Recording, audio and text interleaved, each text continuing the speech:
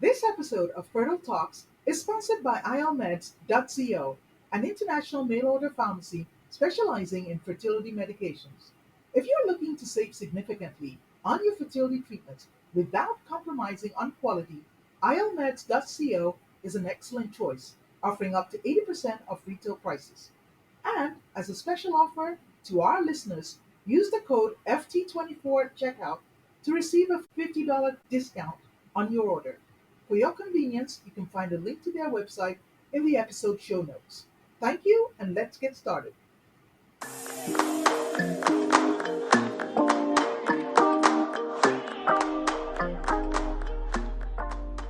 Welcome to Fertile Talks, the global podcast celebrating the diversity of fertility journeys. I'm your host, Dr. Yemi Famuyiwa. Whether you're just starting or simply curious, this is your safe space. In each episode, we will bring you expert insights, heartfelt personal stories, and the latest in reproductive health. Our goal is to break down barriers, tackle stigma, and provide support and hope. So whether you're in the Americas, Africa, or Asia, Fertile Talks is your companion on the path to parenthood. Thank you for tuning in and welcome to Fertile Talks.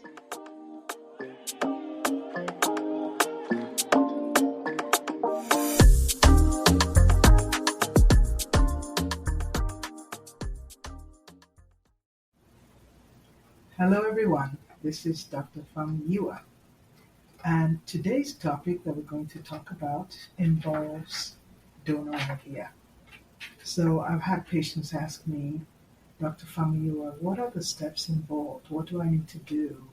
I've just been told I need donor IVF to conceive. So the first thing I always talk about is first define who needs donor IVF.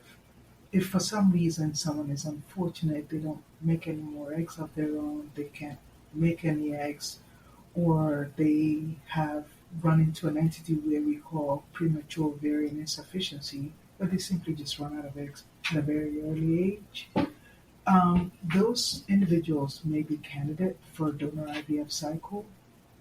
In addition, some patients who are older, for example, life happens and they get to 44, 45, and they cannot produce viable eggs on their own. So those would be candidates for a donor IVF cycle. I think that most patients who are first told that they need donor egg, there is a feeling of being overwhelmed and over uncertain. There's an initial shock that, oh my gosh, I don't have any more eggs, or the eggs you have are not viable. I think the first thing to do is to just take a deep, calming breath, understand you're not alone. It's a very shocking news. And we do guide our patients to seek counseling if that's the case. Or for whatever reason, they may not be able to genetically produce eggs. Um, so I think you should first realize that um, it calls for a pivot. It's not a failure of your body, right? So we have to be careful of what we tell ourselves. I'll give you an example. I had a patient, let me call her Nara, that's not her real name, who now has twins. I remember the first time I met her, she was devastated, but she swung back. I think she and her husband had already probably had the talk about what they would do, their plan B, which I usually encourage patients to talk about. And she said, Dr. Camillo, let's go. If that's what you think is the path, let's move forward. And she did not waste any time at all. She just pivoted, and we went with donor IVF, and she conceived successfully. And I think her twins are now probably 25 years old. I've had other patients where you know that that's the downstream of what they need, but they're just in so much shock. They don't want to take that steps. Or I've had patients, for instance, from certain countries, East Africa, where religiously and culturally they said that was not an avenue that is available for them. And that the diagnosis was very devastating. So what we could do is reach out with counseling services, advise them to seek out guidance from their religious leaders because it's a very hard diagnosis for some patients. So let's talk about what are the steps. So you've decided you need to do donor IVF. What's the step? Initial part is you need to engage with your doctor in a deep consultation. It's not a quick run and go. We also encourage our patients to seek counseling for themselves so they can sort out their emotions. And we do have available um, um, therapists and counselors, psychologists that we work with that we can refer you to have this conversation because it's hard for everybody. Everybody needs to digest this information on their own. Once you've decided forward, then you might want to say, well, how do I even select the donor? There are several options. I have had patients who've had family members and they've had sisters and said, they want to keep the genetic material in the family, and we have successfully done that using sisters or cousins of our patients, the woman, not the husband's sister. Um, you can also use an egg bank, as an anonymous donor. You could use fresh donor synchronized with either the clinic or the agency. So in that case, you're not using frozen eggs, but your body is prepared um, in sync with the process the donor is going through. And then, of course, you want to go through the donor's profiles. You want to look at their pictures. Oftentimes, you'll get to see their baby pictures. You want to look at their history, medical history, personal history. Um, and people do look at characteristics. They may say, you know what, I want someone who looks phenotypically like me. Or I had a patient whose mother came in and said, wow, this donor's picture looks just like your grandma. That's who we're going to go with. So people have different ways of looking through, but the donors that are selected have undergone rigorous genetic testing, rigorous psychological testing, rigorous medical testing, and clearance. And on a side note, I want to caution my patients be careful where you get your egg donors from. Um, we certainly believe and subscribe to the fact that people who donate should be doing it out of um, the want to be of help. That they're doing it, it's a choice. If you get eggs from overseas, you really don't know what sort of screening or psychological evaluation was done. And heaven forbid you get eggs from someone who was actually trafficked against their will. And that should be a no no for sure. Um, Once you've selected your donor, there are legal agreements that, both between to protect you, to protect the donor, psychological evaluation for you, for the donor, to see if you're ready. But most importantly, genetic carrier screening. So, if your partner um, is a genetic carrier for, say, sickle cell, then you might not want to pick a donor who's a carrier for, say, sickle cell, because then you have a 25% chance of having an affected child. So all those tests are done ahead of time. Then the next thing is preparing your body, right? How do you know your body is ready to accept the embryo, right?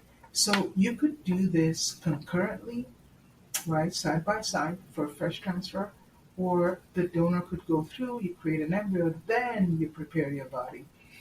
Your uterus is evaluated to make sure it's within normal range. You might get an ultrasound evaluation, some sort of evaluation of the cavity to make sure there's nothing that could disrupt the implantation.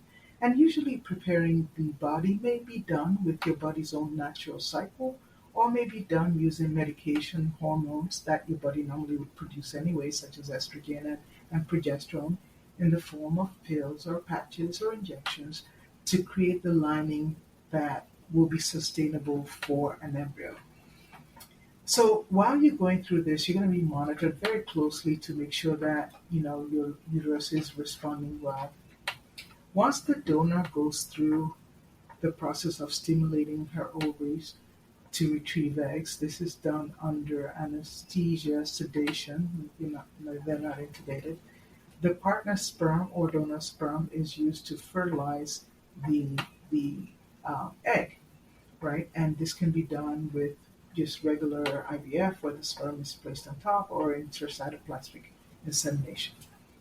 Other options which you don't have to do, because most donors are typically young and therefore have healthy eggs, um, is the option of pre-implantation genetic testing, and that is simply testing the embryo created to see if it has a normal chromosome balance, right? And it enables you to select, or it's supposed to enable you to select the embryo that is most likely to yield in a healthy baby. So that's what that is, pre-implantation genetic testing for aneuploidy or PGTA.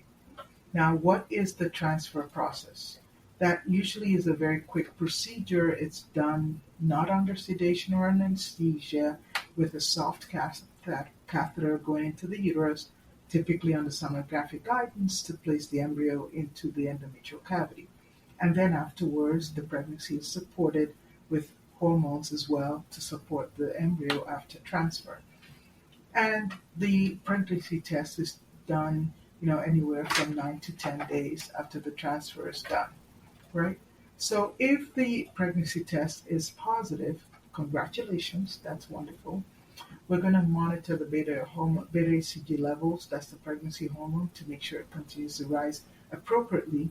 And an initial ultrasound is done within 6 to 7 weeks to see if there's a gestational sac, if there's an embryo or fetal pull, and is there a heartbeat.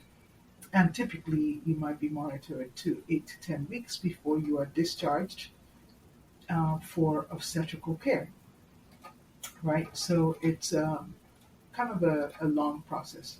So um, I think final thoughts that I want to leave my patients are, um, parenting is what matters, love matters, not really genetics. And I have always told my patients, I don't know that I've ever seen an embryo and a baby, a young child, come back and say, gee, I'm really bothered. Did my DNA come from you?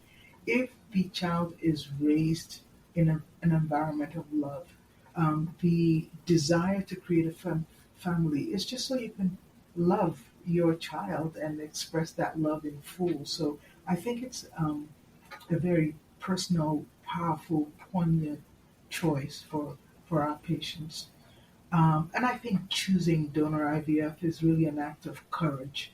Um, but there are support systems in place, um, to walk with you throughout each step, right? So there's counseling, there are support groups, so you can ask your questions and feel supported throughout this whole process. So what should you do if that's the next step? I think you should schedule an appointment. Give us a call or call your nearest fertility clinic and schedule that initial consultation. Start having um, the talk with them. Understand that your journey is certainly valid. It's a worthy journey, and it's a powerful journey. Congratulations. And again, once more, if you have found this episode to be helpful, please like, share, and subscribe and spread the word. It does help us be able to present more data to our listening audience. Thank you. My name is Dr. Famuyiwa.